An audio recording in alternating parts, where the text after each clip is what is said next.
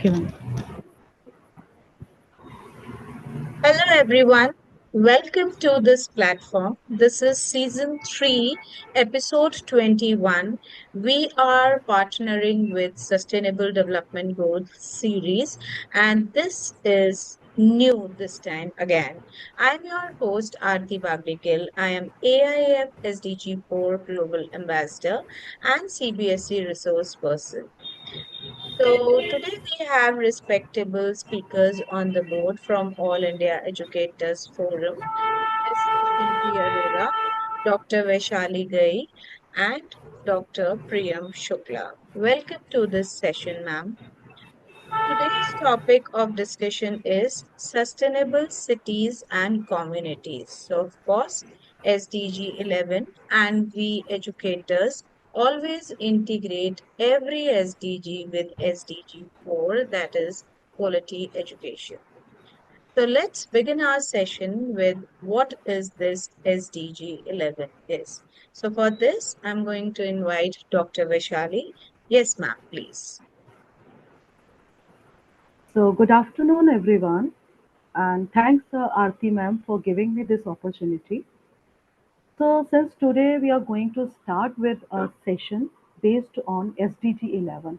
So, when we talk about SDG 11, it is basically to make the cities and the human settlement, which is easy available for all of us, resilient, safe, and we can say sustainable also, so that the survival can be easy. So basically, when we talk about SDG 11, it is totally based on the making cities and human settlements safe for all. It should be inclusive, it should be sustainable. When we talk about SDG 11, we say that it includes various urban challenges.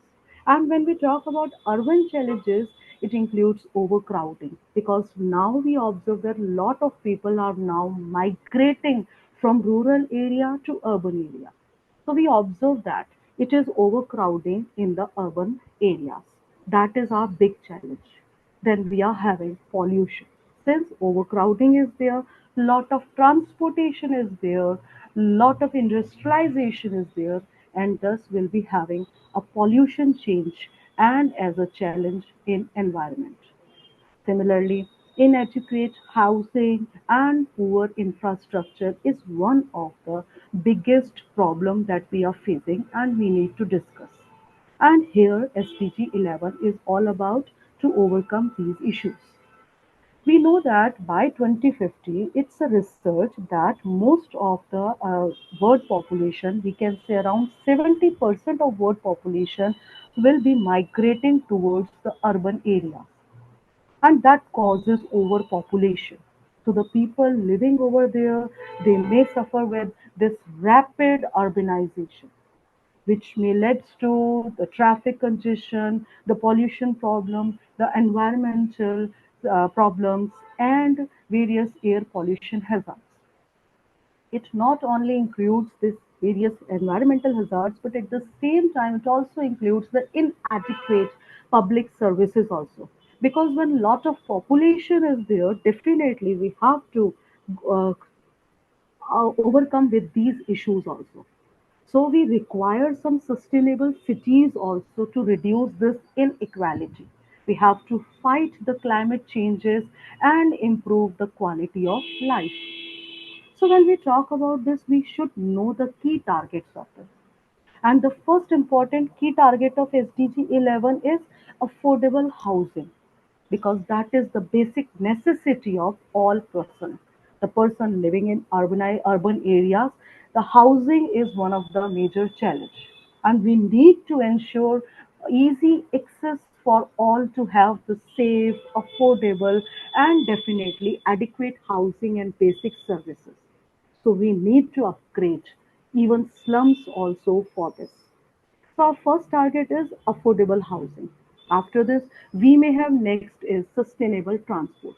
As I've told you that continuously the transportation and industrialization is increasing, and it may be one of the reasons due to overpopulation, and thus transportation is very important.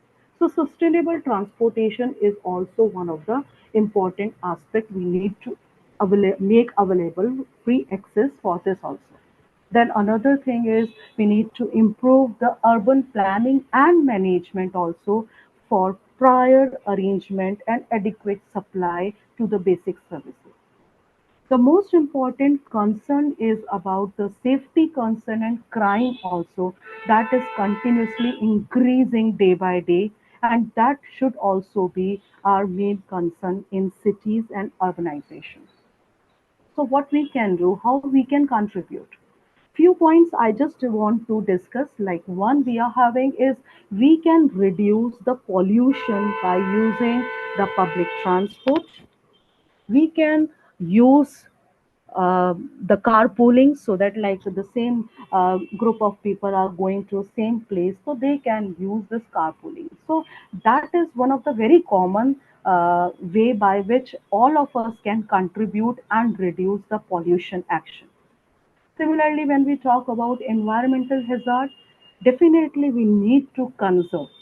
What we conserve, we have to conserve both the things. One is the energy and another is water, because these two are main concern in city. We are not getting pure air, we are not getting pure water.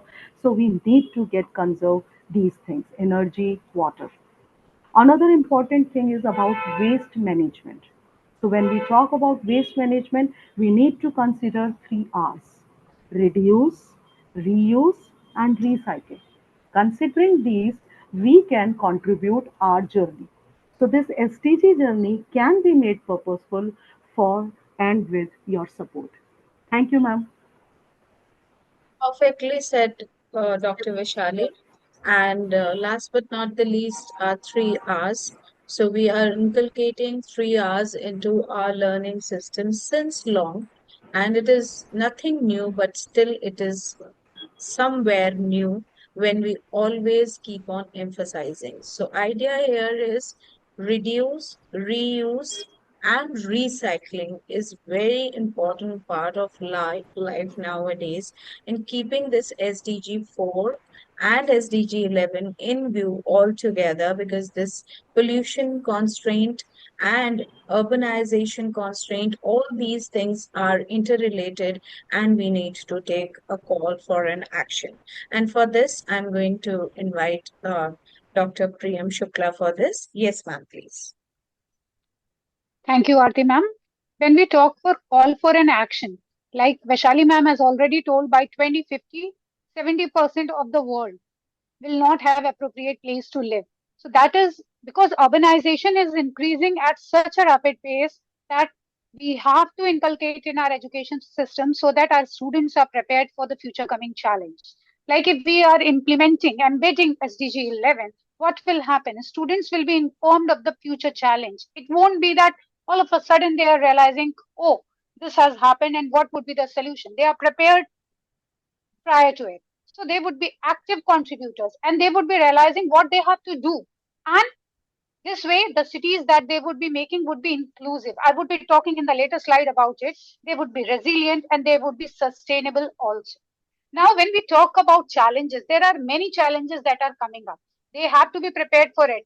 Like nowadays, we see depression is so common, anxiety is so common. Why? Because our children are not prepared for the challenges that are thrown into. So, this is very, very important that they are already knowing what all challenges they are going to face in future. Like there would be a dearth of transport, there won't be any appropriate place to live, there would be lack of space for living, and how many skyscrapers we would be building in the future. When we talk about waste management, not to forget the mountains that we are building of scrap every year, and they are going higher and higher and higher day by day. So what they would be inhaling, that is also a biggest problem. There is that time is not far then that we do not have clean air to breathe in.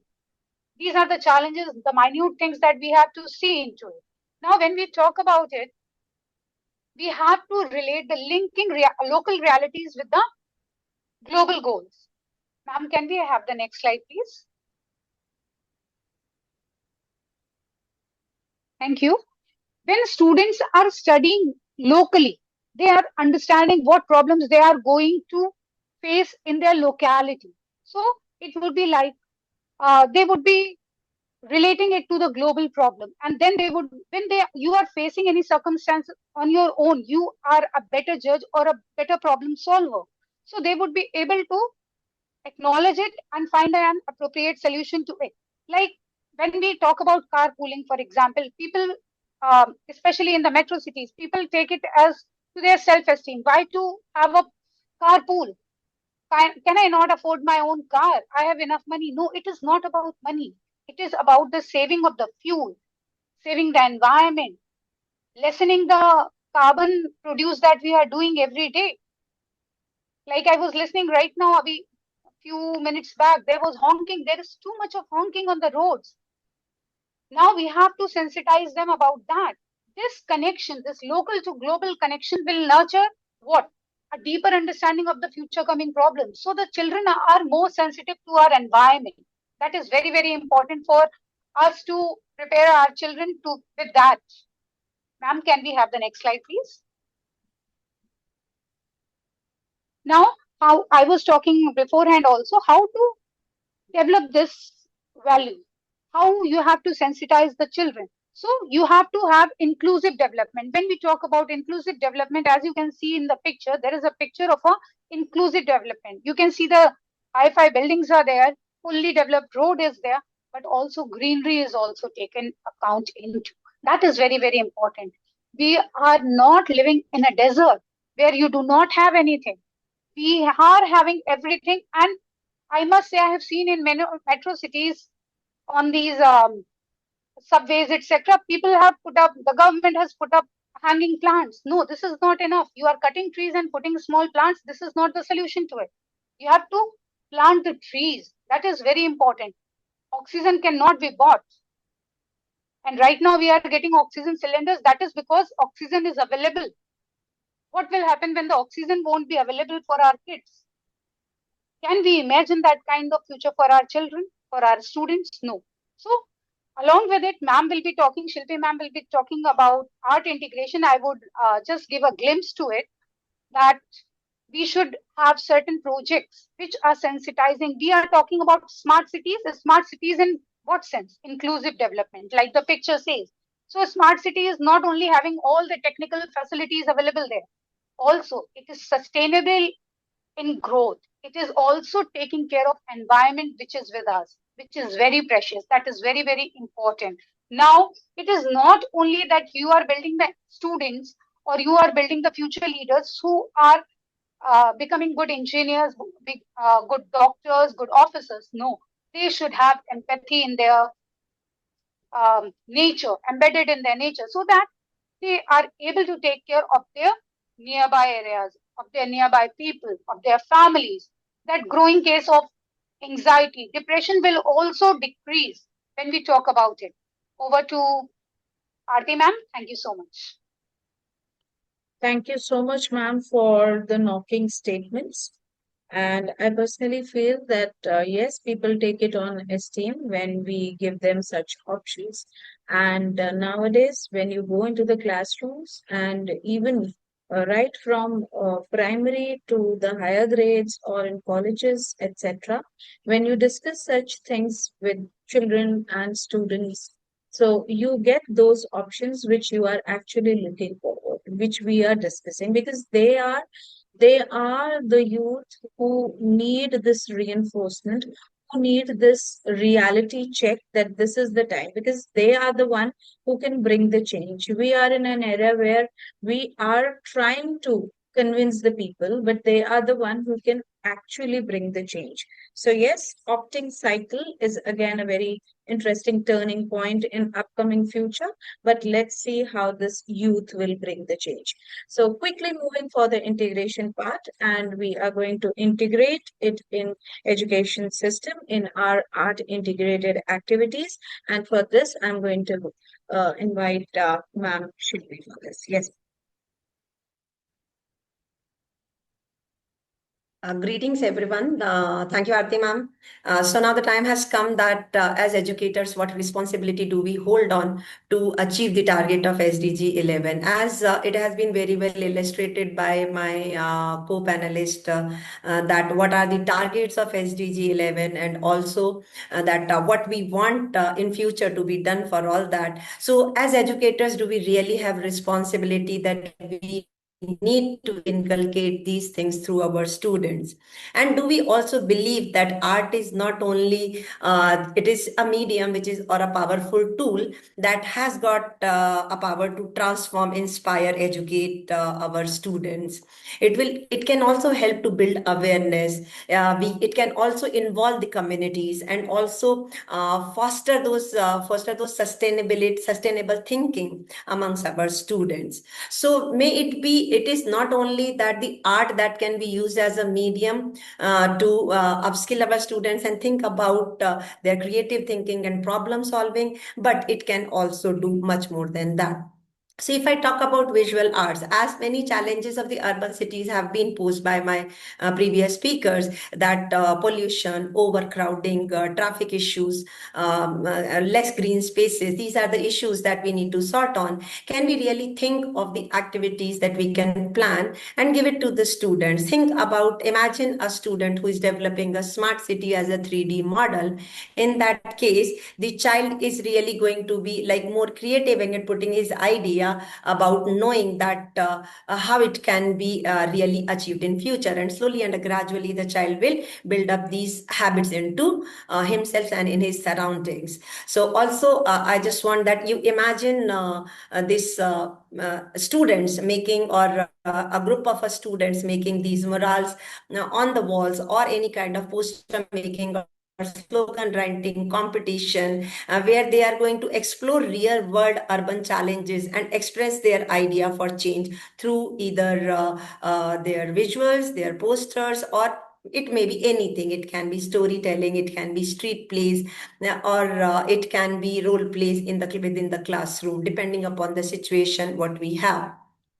Now, coming to that, there can be many art from waste projects can be given. So, creating useful or decorative items from the waste material, what we have been doing, right? That can teach our students about reusing materials and reducing waste. And trust me, when these activities are done in the schools, at that time, they really put a great impact, not only to the individual child, but also to their homes and also to the society. So that was about the visual arts. Now coming to the performing arts, we can go now. The world has gone digital, so students can document their issues from their surroundings through photography or through short films, and discuss about that why was it and how can it be prevented. This not only built their observation skills but also develop a social responsibility. And theater and role playing, I have already talked about. Talking about morals, I was saying that if imagine the students are designing and painting and highlighting the issues like waste segregation or green living or traffic safety, these visual messages not only will beautify those public spaces but also educate everyone who see them. So to like finally to tell that art has got a power to transform, and we educators have this power in our hand. Why not to use it? So just to conclude with, art is not what you see, but what you make others see. So let's unlock the potential of this medium to make our cities more safe, inclusive, and sustainable places to live in. Thank you so much, ma'am, for putting emphasis on different kind of activities. And before I end, I want you to put some light on this upcycling as well, so that the viewers will get an idea what is this basically. Yes, Shilpi ma'am, upcycling. So basically, ma'am, this is all about like students making the reuse of the material. So it is not only the recycling we used to say, but the reuse in such a way that it creates a product of a higher quality or value than the original. So recycling is just making a use of it. Upcycling is basically we are reusing it, but such a way that it is very, very creative and is of a higher quality. So this is maybe a new word that has can come across with people, and that can be used amongst the students as well. Wonderful, ma'am. So a new vocabulary word into the vocabulary of everyone, that upcycling. Upcycling is something more productive, more appealing, rather just reusing it again, but giving it a shape which can be more beautiful and looking nice. Oh, that's lovely. So with this, we are going to end our session, and I appreciate the viewers who are watching this. And if you have any queries, you can share at apcteaching875@gmail.com. All the important links will be there in the description box. You can check the certificate generation link in the description box only, which is available for 24 hours only. So kindly generate your certificate on time. Thank you so much, respected panelists, for sharing your valuable insights on SDG-11, integrating it with SDG-4. Thank you so much, Aarti ma'am. Thank you, ma'am. It was Thank a you, pleasure ma'am, being Aarti here. ma'am.